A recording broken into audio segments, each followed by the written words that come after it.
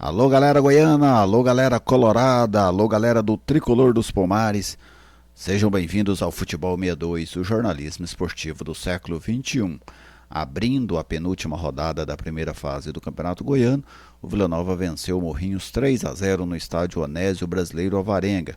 E agora eu trago para vocês uma análise desse jogo, eu trago para vocês aqui as minhas impressões técnicas, táticas e também individuais neste triunfo colorado por 3-0.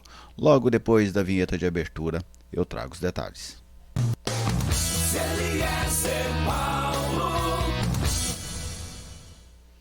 Estou aqui no Futebol 62 e com muita alegria recebo a sua visita. Seja bem-vindo ao canal, uma satisfação contar com a sua audiência. Deixe aí aquele like para fortalecer o nosso trabalho. Envie a sua pergunta, envie o seu comentário, sua participação é sempre muito bem-vinda. Se você ainda não for inscrito, eu te convido a se inscrever. De todas essas maneiras de interação, você ajuda a fortalecer este espaço, essa plataforma que é totalmente dedicada ao futebol goiano.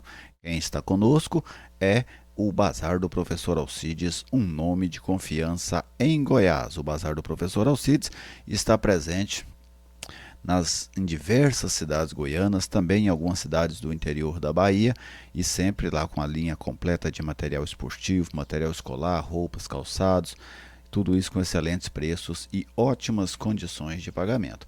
Bazar do Professor Alcides, um nome de confiança em Goiás, oferece a análise do jogo Vila Nova 3, Morrinho 0, aqui no Futebol 62.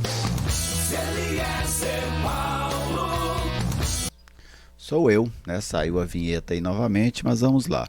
O jogo dentro do esperado, né? Em termos de resultado, em termos de rendimento, não foi um jogo que teve alguma ação surpreendente. Um 3-0, acho que cabe muito bem um resultado pela diferença técnica entre as duas equipes. O Morrinhos é um time frágil, já deu sinais dessa fragilidade em outros jogos. A equipe do Vila Nova vem passando por um bom momento, a equipe do Vila não toma gols já há 4 jogos, o ataque vem funcionando relativamente bem nessas 3 últimas partidas, então é um time mais consistente neste momento da temporada. E jogando dentro de casa, acabou fazendo um 3-0. Gostei do Vila nos primeiros minutos do jogo, pressionou o adversário, chegou ao gol. Depois o Vila tinha o controle da bola, tinha o controle do jogo, mas faltava, ao meu ver, finalizações. Finalizou 2 bolas de fora da área, uma com o Marlone e outra com o João Lucas. Ambas pararam no goleiro Marcão, mas o Vila usava muito pouco as laterais de campo, usava poucos corredores e não tinha penetração, né? Não tinha uma triangulação, não tinha uma enfiada de bola. Então isso fez com que o jogo terminasse no primeiro tempo apenas 1-0. Na segunda etapa o Vila faz o segundo gol logo muito cedo, com menos de 2 minutos. O João Lucas fez um golaço numa característica dele, que é essa finalização de fora da área, e aí ele matou o jogo, né? 2-0 ali, matou o jogo. O Vila seguiu sem aquele ímpeto, mas com o controle completo da partida, e isso é compreensível, né? Um jogo pela manhã, 11 horas da manhã, disputado aquele segundo tempo, muito forte o calor, um jogo muito pesado pela frente contra a Aparecidense. Então o Vila foi ali cadenciando o jogo, até que chegou o terceiro gol já na reta final, numa cobrança de pênalti do Neto Pessoa, pênalti esse que foi indiscutível do goleiro Marcão sobre ele. O Vila já estava classificado matematicamente e segue aí nessa luta para conseguir pelo menos a terceira colocação. Neste momento que eu estou gravando esse vídeo, o Vila está em terceiro, mas neste domingo a Aparecidense vai enfrentar o Iporá. Se a Aparecidense vencer, ela volta à terceira colocação. Se ela não vencer, o Vila Nova termina essa penúltima rodada na terceira posição. E temos pela frente um Aparecidense e Vila Nova. Daqui a pouco eu vou falar sobre esse aspecto. Taticamente, o Vila hoje jogou praticamente num 4-1-4-1, tanto no momento ofensivo quanto no momento defensivo. Essa formação, vou até colocar a imagem aqui do campo, né, para o torcedor poder ver. Aí está o Vanderlei, a linha defensiva ali com o Marcelinho Doma, o Jordan e o Gelado, o Ralf fazendo o papel do volante, e aí uma outra linha de 4 com o Guilherme Parede pela direita, o Lourenço fazendo o armador pela direita, João Lucas pela esquerda, e o Marlone jogando pelo lado esquerdo, mais uma vez, assim como ele fez diante do Yumas. E lá na frente, o Neto Pessoa, né? Neto Pessoa, que fez aí o seu quarto gol no Campeonato Goiano, cobrando pênalti. Então, a formação do Vila é essa. E no momento de se defender, o Vila também se defendia assim, né? Deixava o Neto Pessoa à frente, e aí depois uma linha de 4, o Ralf entre as duas linhas e a linha defensiva lá atrás. Então é um modelo interessante. Vamos ver se o Vila vai adotá-lo também para os momentos decisivos que começarão a vir na temporada, especialmente a partir do próximo final de semana, mas nesse meio de semana a gente já tem aí uma amostra dessa sequência que o Vila terá pela frente. Individualmente, o goleiro Vanderlei assistiu o jogo de dentro de campo, o Marcelinho razoável, apoia muito pouco, precisa ser mais participativo no setor ofensivo.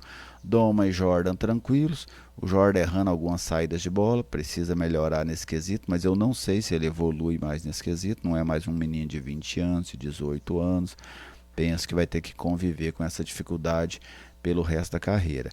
O Gelado pelo lado esquerdo foi razoável, foi substituído pelo Diego Renan.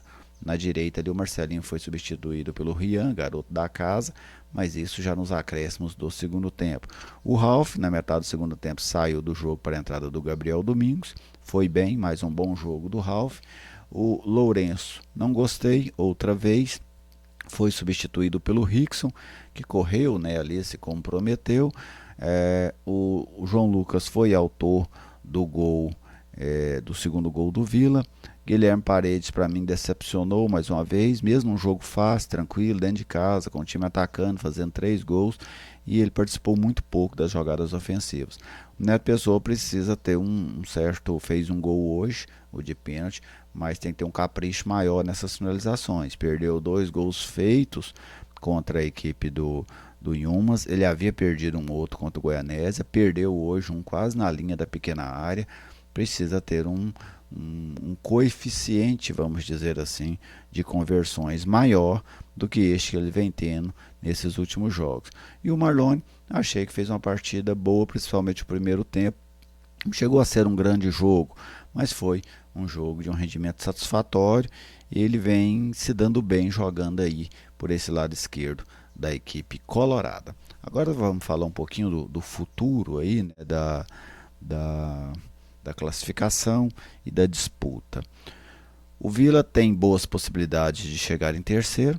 Se a Aparecidense não ganhar do Iporá, o Vila cria uma situação interessante. Só que ressaltando, lógico, vão depender dos jogos dessa rodada. O Vila, mesmo que a Aparecidense não vença o Iporá, o Vila não garante matematicamente o terceiro lugar só empatando com a Aparecidense. Que o Vila tem que torcer para que o craque não ganhe os 2 jogos. Porque mesmo que a Aparecidense, por exemplo, empate com o Iporá, o Vila empata, o Vila vence o Vila fica à frente da Aparecidense. Mas se o craque ganhar os 2 jogos, o craque chega a 20 pontos e aí tem mais vitórias do que o Vila, tomaria essa terceira colocação do Vila. Então vai depender desses resultados do craque, né? O craque que ainda tem 2 jogos, ao contrário do Vila que tem apenas um jogo. Outro fato que eu acho que é muito importante esse jogo é para o Vila, quem sabe, conseguir abrir uma vantagem na pontuação para a Aparecidense. Por que disso? Porque se acontecer do Vila não chegar à final do campeonato, é uma possibilidade. Lógico que o time quer ganhar o título, a torcida, todo mundo quer, mas não podemos descartar a possibilidade do Vila ser eliminado nas semifinais. Se isso acontecer, o Vila tem mais chances de ficar com a vaga na Copa do Brasil, tendo uma pontuação agora maior do que dos seus adversários, exceto especialmente a dupla e Atlético e Goiás. O Vila precisa ficar à frente dos restantes desses times, para caso aconteça um tropeço lá na semifinal, o Vila não perca essa vaga na Copa do Brasil, tá bem? Então essas foram as minhas impressões nessa vitória do Vila 3-0 sobre o Morrinhos. O João Lucas, ao meu ver, mesmo não fazendo uma partida brilhante, mas fez uma boa partida, para mim foi o melhor jogador do Vila neste jogo. Você, torcedor, fique à vontade para deixar sua mensagem, deixar sua análise, e ela é sempre muito bem-vinda. Muito obrigado e até a próxima.